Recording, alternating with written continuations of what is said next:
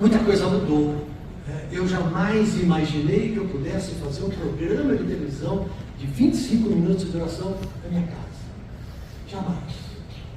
Eu tinha tanto tempo de televisão, tinha experimentado tanta coisa, vivido tanta coisa, mas nunca passou pela minha cabeça fazer o programa da minha casa. Mas fiz. Antigamente a gente apurava uma informação, checava, gravava e depois publicava. Nos telejornais, nos jornais, nas revistas.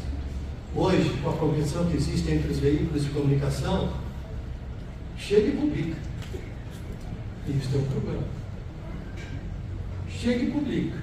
Só depois que vai checar, verificar, só depois vai atualizar. Esse é um dos problemas das mudanças tecnológicas na área do jornalismo e na área da comunicação consumida por todas as pessoas. Aliás, as pessoas em geral passaram a se considerar jornalistas. Não são. E nunca serão. Porque os jornalistas têm um compromisso com a qualidade da informação, com a precisão, com o checar. E as pessoas chegam e publicam. Não estou dizendo que não há direito de cada um publicar.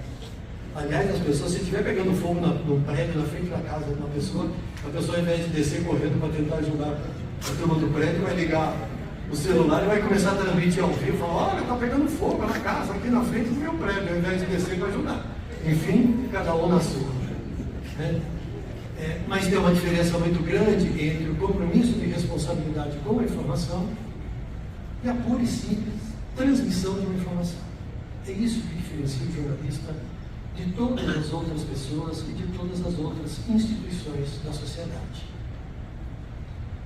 Agora eu queria falar um pouquinho com vocês de algo que vocês fazem e que eu também agora passei a fazer um pouquinho, que é a importância do terceiro setor.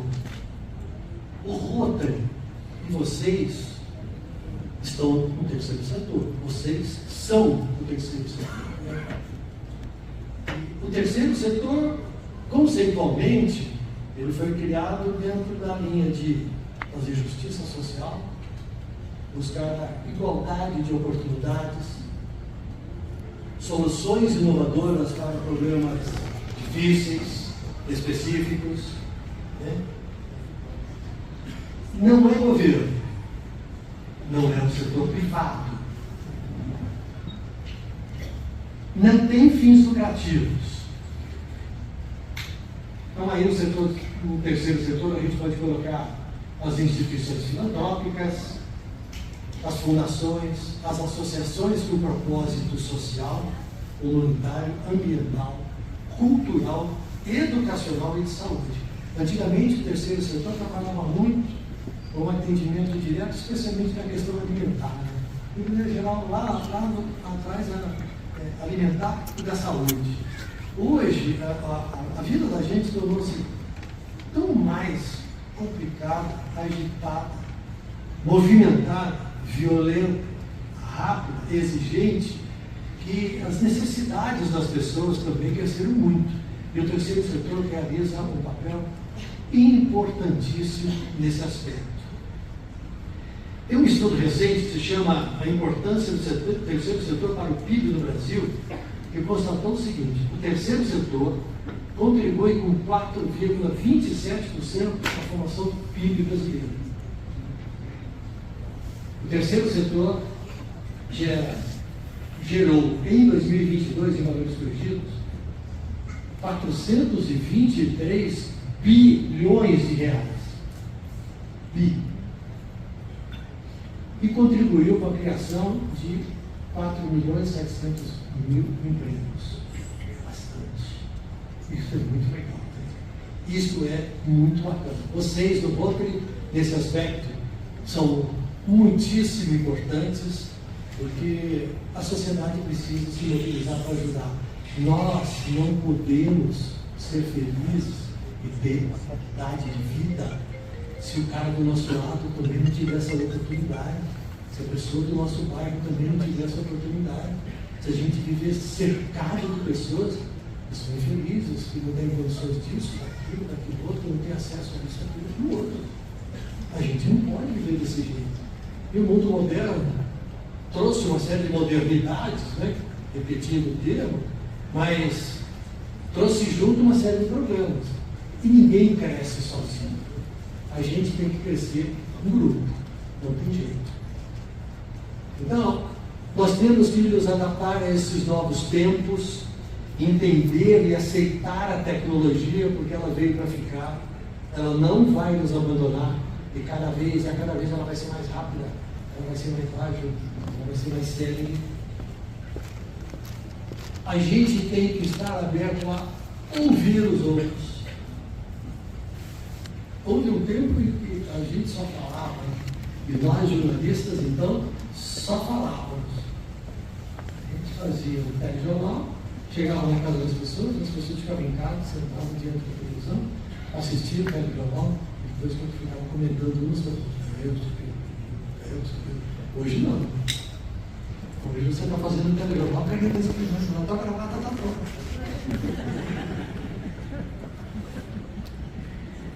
Deus vai bem, vai gravar essa semana. Mas mais do que isso, as pessoas comentam os assuntos. Né? E os telejornais, os veículos de comunicação passaram a dar espaço para as manifestações das pessoas durante os telejornais e os programas jornalísticos. Né? A gente tem que se aproximar das pessoas que dominam as novas técnicas, porque a gente faz parte deste pacote chamado mundo moderno. Né? E a gente tem que ter humildade para assumir quando a gente não sabe. Cara, eu não sei esse negócio, me explica aí. Me ensina que eu quero aprender, quero entrar nessa balada aí, mas eu não sei. Bom, aí eu volto para mim. Eu deixei a TV Globo depois de 43 anos e 11 meses na empresa. Meu único emprego. Entrei como estagiário, recém-formado em jornalismo, e fiz toda a minha carreira lá. Fiz um monte de coisas. E deixei a empresa agora, dia 2 de maio, hoje é 20? Dia 2 de maio, daqui a 12 dias, completo 2 anos já fora da empresa. E aí eu comecei a falar assim, bom, eu fazia um pouquinho de internet, mas era pouco porque a minha imagem e a minha fala pertenciam à Globo por contrato de exclusividade. Claro, eu pago o meu salário, é dono da minha imagem. Se eu sou apresentador e vendo o meu trabalho por aquilo que eu falo, por aquilo que eu mostro, pela imagem que eu transmito, ela é dona da minha imagem, claro. Né? É assim não. Eu não reclamo disso não. Mas eu falei, com isso eu fazia pouquíssima internet. Porque eu sempre achei, eu contava o que outras pessoas pensam, é o seguinte: se eu estou na maior tela de televisão do país, a televisão tem a maior audiência, eu falo uma coisa aqui, depois eu vou na internet e vou falar outra coisa, ou vou acrescentar coisas àquilo que eu falei na televisão, eu tenho que falar tudo na televisão. Mas a televisão não é um lugar de telejornal, não é um lugar de ficar fazendo comentário. Aliás, na internet o que a gente mais tem é achista, né? Porque todo mundo acha. É porque eu acho isso, é porque eu acho aquilo, todo mundo é achista. E quando me perguntavam assim, por que vocês não fazem comentário? Eu sempre falei, cara, eu vou dizer para vocês, eu acho que este hotel é isso, eu acho que esta faculdade é aquilo, eu acho que este congresso, este seminário, este encontro é aquilo. Aí você acha uma coisa, você acha uma coisa, e todos os nossos achismos têm o mesmo peso e a mesma importância.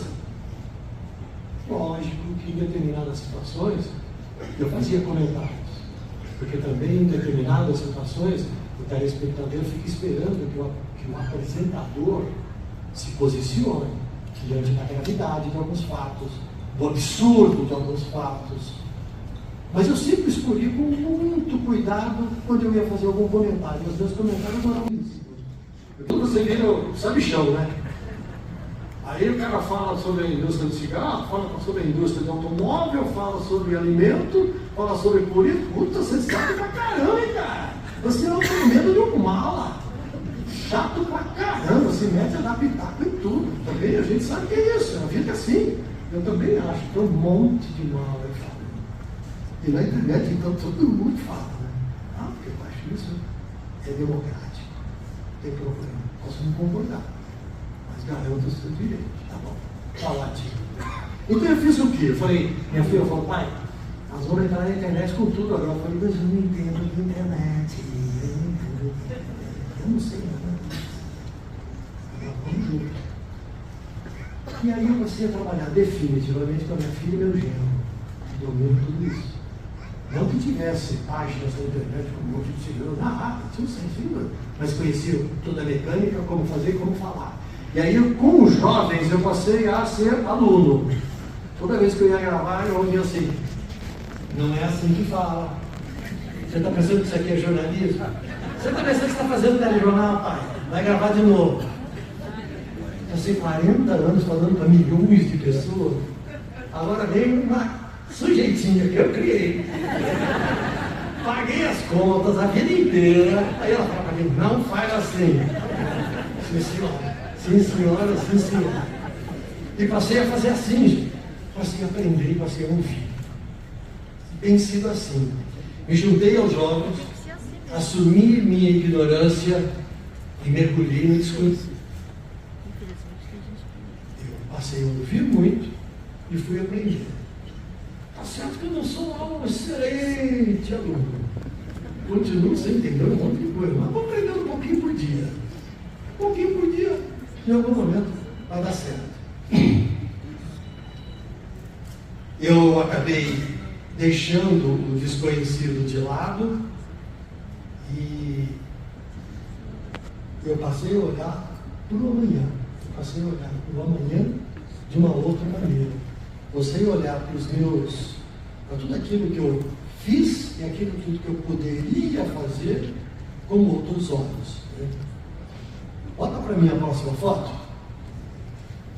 Eu fiz o telejornal mais importante de São Paulo, na Rede Globo, o mais importante telejornal brasileiro, em transmissão local.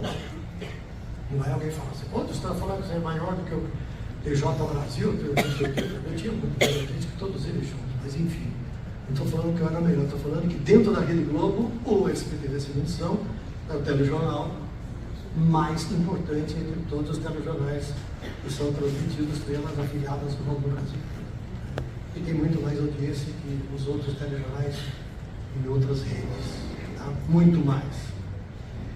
Bota uma outra foto. Eu fiz também Jornal Nacional. Essa foto eu fiz quando eu apresentei o jornal com a Priscila Castro, na TV Liberal, Belém do Pará, quando o Jornal Nacional fez 50 anos e durante vários meses, a cada sábado, era uma dupla que representava um estado, e eu fui escolhido pela Globo, em São Paulo, para representar a Globo de São Paulo no Jornal Nacional. Então essa foi a última vez que eu apresentei o Jornal Nacional, e foi com a Priscila.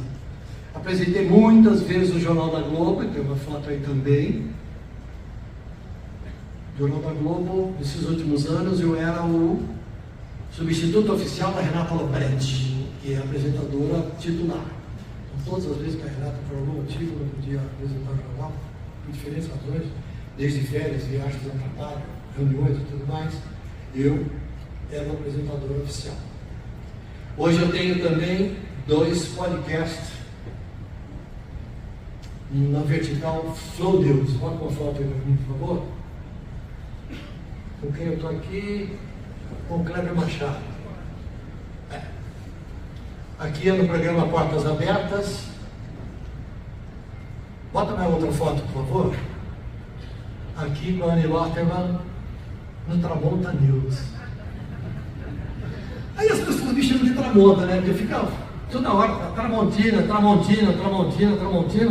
Então, Tramonta. Aí chegou uma hora de definir o nome do programa, eu fico pensando uma semana, né? Cada um dá 50 nomes, outro dá 200 nomes, você não deu aqui na cabeça de lá. Cara, todo mundo me chama de Tramonta, porque você Tramonta. Putz, estava na mão, né? Fácil. Sabe que eu fui numa conversa, num podcast, do Flow Foi o maior podcast do país, tem 6 milhões de inscritos. É o primeiro podcast. Aí eu fui uma conversa que durou 3 horas e 15, essa conversa tem mais de 1 milhão de views, 3 horas e 15. Aí no final do programa, o Igor 3K, que é o titular, você já fez rádio alguma vez? Nunca. Você já fez podcast alguma vez? Nunca. Cara, você consideraria a possibilidade de vir fazer? Eu falei, cara, estou fazendo nada, sou desempregado. Não faz. E aí eu comecei a fazer, estou completando 1 ano agora, maio e junho, cada um dos programas. E aí eu me meti num outro desafio. Podcast é completamente diferente de fazer entrevista. Podcast é conversa. Podcast é bate-papo. E aí, fulano, como é que é seu nome? Juvenal. Juvenal, tudo bem, Juvenal? Tudo bem. Rapaz, houve um tempo, Juvenal, que o seu cabelinho estava mais escurinho. O meu também. Se eu ficar quieto durante a cada 2 semanas, eu não for no Fernando para rezar. O meu também acho que vai ficar igual ao seu, Juvenal. Eu posso começar um podcast com o Juvenal desse jeito. Né? E nós vamos bater papo, conversar. E aí eu fui aprender. Os primeiros programas que eu fiz foi um desastre. Eu digo para vocês que eu até hoje fico ouvindo o podcast e olhando para aprender como melhorar o meu. Porque eu ainda faço coisas que têm como base a entrevista de caráter jornalístico. Agora, no Flow News, ele tem esse nome, esse braço do Flow, ele é podcast, mas ele tem uma pegada de conteúdo informativo. Então, eu não vou deixar nunca de fazer perguntas que tenham um caráter informativo. Não vai ser só uma festa de festa de não sei o que, festa de não sei o que, festa de não sei o que. Não. O tom é do bate-papo. Mas no meu caso, o fundamento e o caminho é de esclarecimento, é de informação. No fundo, a qualidade é jornalística. Mas tem que se adaptar. Aí o cara chega com 44 anos de jornalismo nos principais telejornais e chega lá, e o cara lá fala assim, que chatice, o cara fica falando, parece que ele faz pergunta em 10 segundos, parece que ele está fazendo uma entrevista em telejornal. Não é isso. Tu tem que se adaptar a um outro veículo. E eu passei a ser desafiado, mais uma vez, a me adaptar a este novo veículo. Bota uma outra foto para mim, a próxima foto, meu amigo. 6 ônibus, quem conhece? Tem gente aqui que conhece 6 ônibus. Tem gente que não conhece. 6 ônibus é o seguinte, é um meme. Um pouco antes da pandemia, eu entrei ao vivo para dar uma notícia à tarde sobre os ônibus de São Paulo. Olha lá, ó. 6 ônibus, amigo, está na hora, né? 6 ônibus, hein? Essa foi outra coisa que mexeu muito comigo. O texto era assim. Os ônibus de São Paulo, a partir de amanhã, não sei o que. Aí eu olhei o relógio, eram 6h10. O relógio correndo, estou esperando aqui entrar. Ele está correndo, deu 6h30, 6h10, 6h10, 30 segundos. Eu falei, ele vai dar 6h11. Eu olhei para a câmera com toda a seriedade que eu sempre peguei. 6 ônibus. Bastou isso. A reação de todos os internautas foi essa de você. Aí eu cheguei na minha diretora. Falei, ó, fiz bobagem. A palavra que eu usei não foi essa. Foi outra. Eu fiz. A próxima entrada eu vou brincar com isso. Ela falou, deixa isso. Esquece isso. Só que a internet não esqueceu. 6 de ônibus vive até hoje. Eu cheguei aqui, teve gente que passou por mim e falou, e aí, Tramontina, 6 de ônibus. Aí o que eu fiz? Eu fiz camiseta 6 de ônibus. Aliás, as camisetas estão à disposição. Eu estou trocando a loja que vende camisetas. São 7 cores diferentes do gênero. Tudo registrado em meu nome.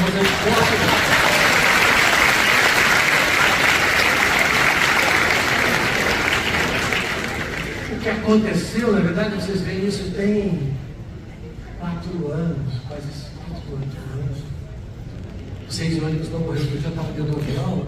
eu fui fazer uma mediação no debate, Costão do Santinho, faz 2 semanas, eu estava vendo um corredor, assim, 2 pessoas passaram por mim no dia, batendo no meu ombro assim, e aí, 6 e ônibus, tudo bem? Por que não morreu? Primeiro, porque 6 e ônibus é uma coisa nonsense, né? É uma brincadeira, é uma coisa que não tem lógica, mas é uma coisa engraçada. Que ação, 6 e ônibus, né? Não sei o que, você vai do quê? De ônibus? 6 e ônibus, né? Tem um monte de gente que fez tatuagem. Eu tenho uma foto, eu devia ter botado aqui as fotos das tatuagens. Eu tenho uma foto do cara que tatuou 6 e ônibus, os 6, 2 pontos de ônibus aqui no pulso. Então toda vez que eu me perguntar para ele que horas são, ele vai falar 6 e ônibus. É inacreditável isso. Então a internet não deixou esse meme morrer. E eu assumi o meme. Isso me humanizou. Eu deixei de ser aquele cara perfeito. Porque não é perfeito. O cara que não era. Porque não é assim, todo mundo era. E como eu assumi, cara, errei. Ficou engraçado, né? Todo mundo gostou dessa brincadeira.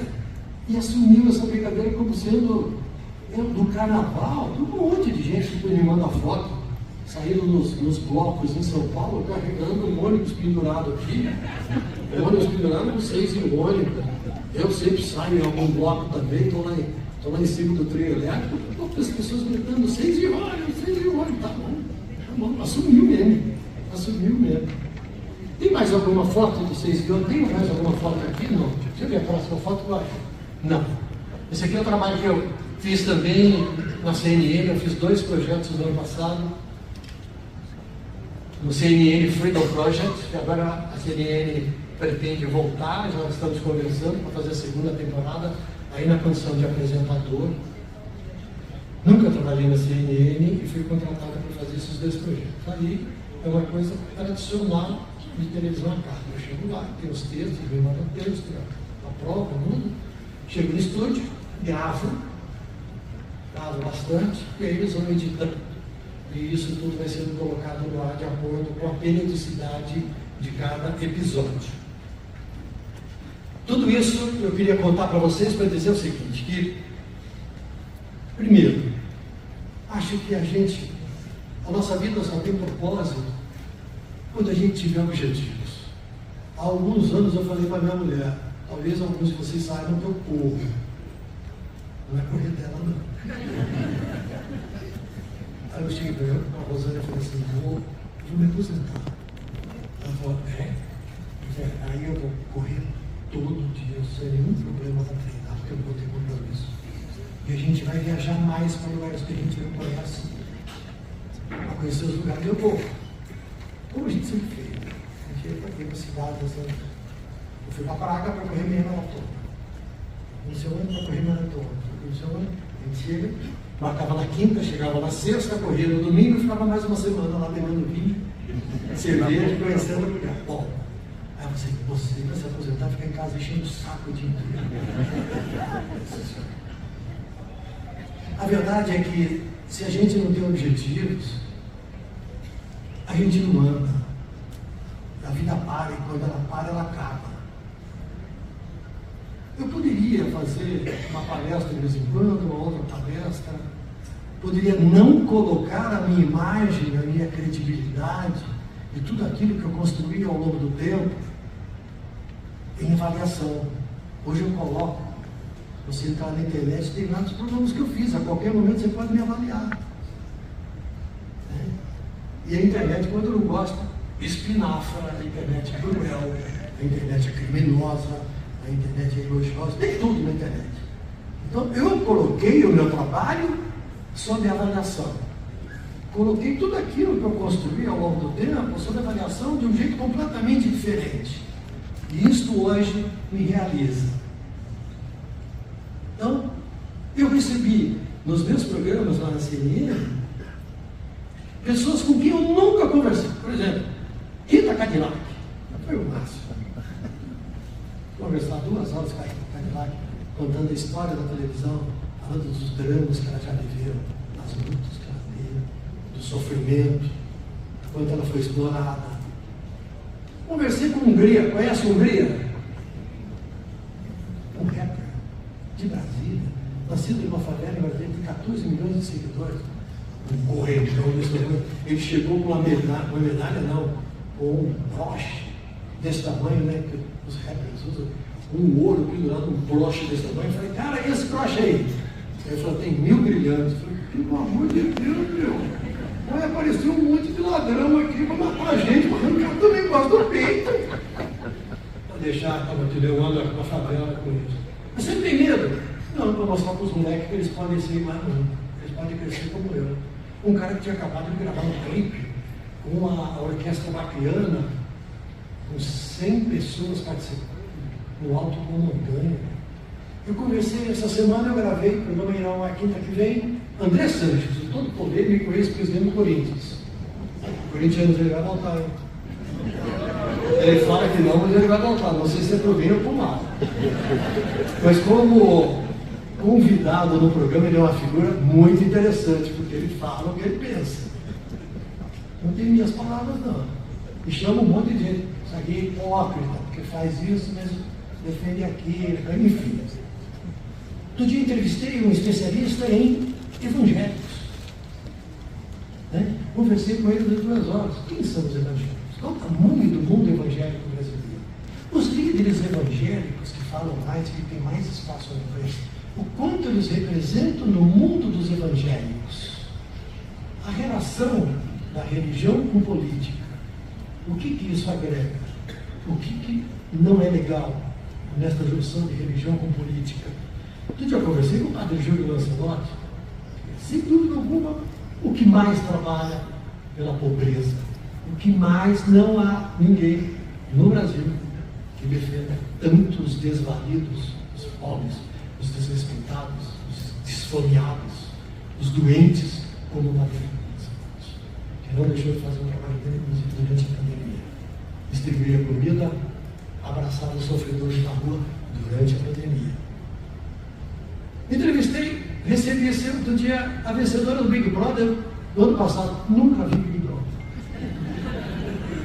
Mas bati uma conversa legal, porque eu não sou bobo, né? Não assisto Big Brother, mas não sou bobo. Eu fui conversar com um monte de gente que entende Big Brother. A Amanda fez isso, ela namorou cara de sapato. E o cara de sapato deu um tapa na garota, ela foi colocada para fora. Ai mesmo. Cheguei lá, perguntei tudo para ela. Vem cá, você namorou o cara de sapato? Você namora, você está com ele ainda, conversa com ele, papapá. Enfim. O fato é que a vida da gente só tem significado quando nós tivermos uma visão humanista. E a gente tem que praticar isso. Sempre. A gente tem que não ter medo de aprender, não ter medo de assumir as nossas limitações, não ter medo de mergulhar no desconhecido e fazer. Para isso nós temos que ter coragem, junto com humildade. Acho que a gente tem que ter sempre uma visão humanista e ter uma atitude humanista.